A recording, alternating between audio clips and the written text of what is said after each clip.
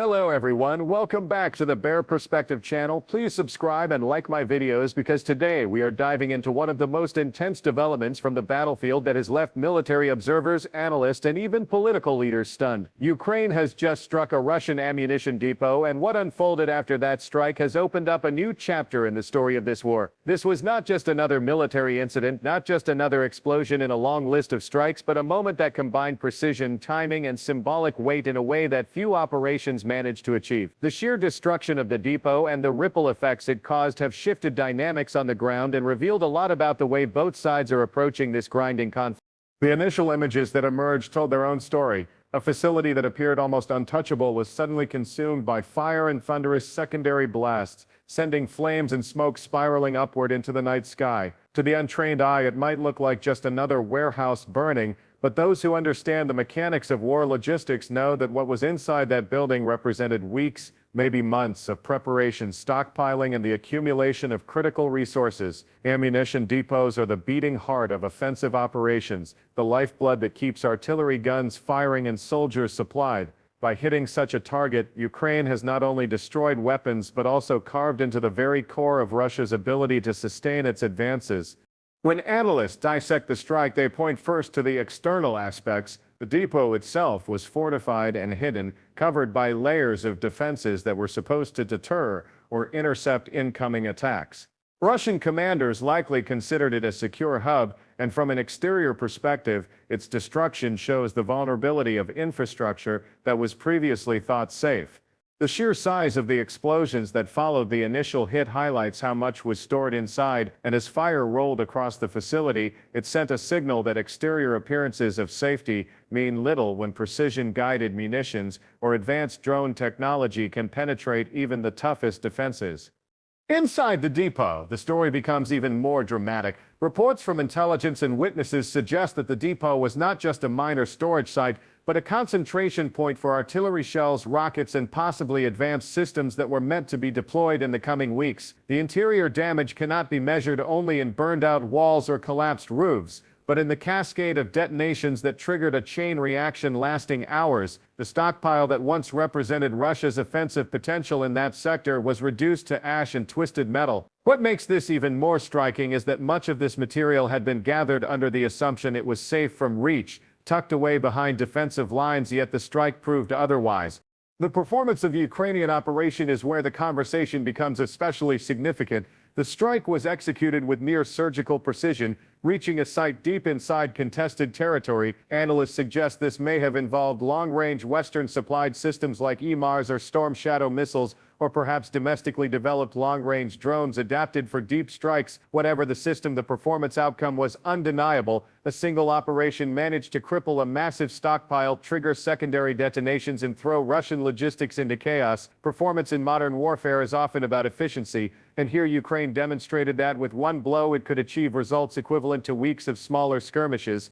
What makes this operation more remarkable is how Ukraine managed the element of safety, not just for its own forces, but also for surrounding civilian areas.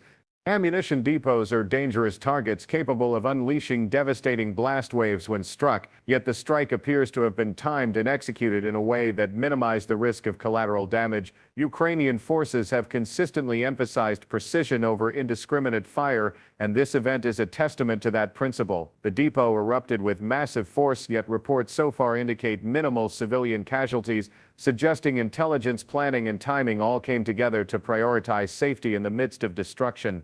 The unique selling points of this strike are multiple and interwoven. First, there is the tactical value. Russia has lost a vast quantity of ammunition, something it cannot easily replace given sanctions and stretched supply chains. Second, there is the symbolic value. Ukraine proved again that Russian strongholds, no matter how far behind the front lines, are vulnerable to precision strikes. This undermines Russian morale and shakes the confidence of troops who depend on these supplies. Third, the technological demonstration is key. Ukraine showed the world and its allies that advanced weapon systems, when placed in capable hands, can alter the balance of power. Each of these elements becomes a selling point not just to Ukraine's domestic audience, but also to international partners who continue to weigh the value of providing further support. When the conversation turns to price, the dual meaning becomes critical. On one hand, the strike's cost to Ukraine was relatively modest compared to the value of the target destroyed.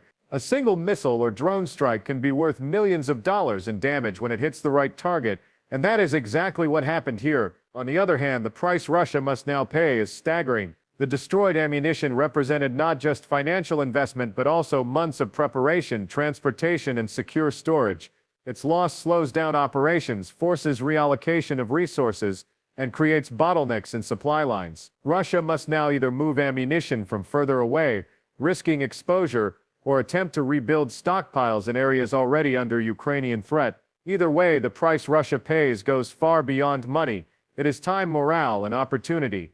Looking at the broader implications, this strike is not an isolated moment.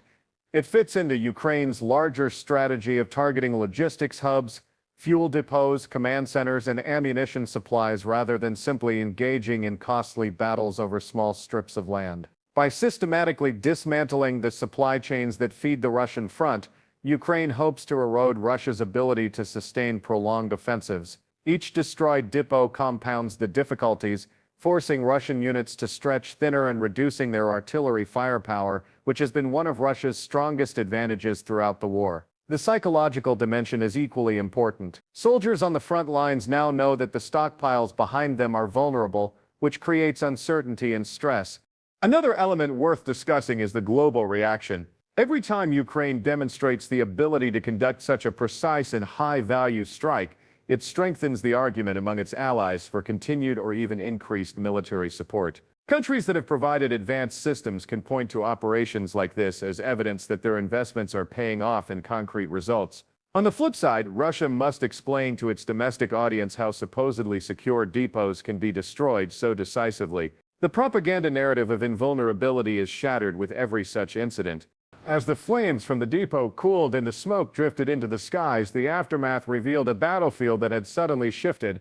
Russian units in the region are now scrambling to find replacement supplies, delaying operations that were already under pressure. Ukrainian forces, emboldened by their success, are seizing the opportunity to push forward where possible, leveraging the temporary advantage created by the strike. Military strategy is often about creating windows of opportunity, and this strike has opened one wide. Whether Ukraine can capitalize fully depends on resources, coordination, and continued international backing, but the opening is unmistakable.